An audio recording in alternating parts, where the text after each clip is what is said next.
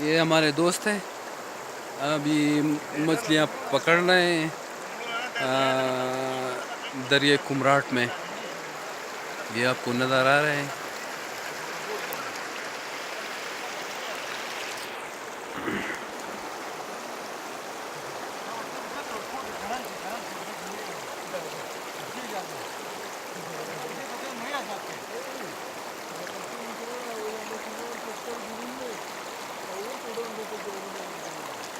हाँ,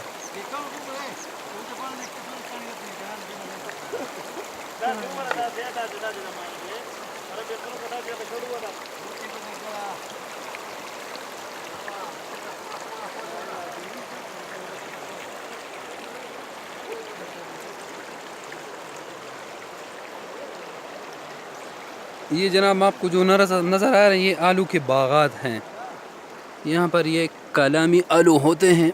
ये ये यहाँ के आलू हैं जो कि बहुत ही ज़्यादा मशहूर हैं।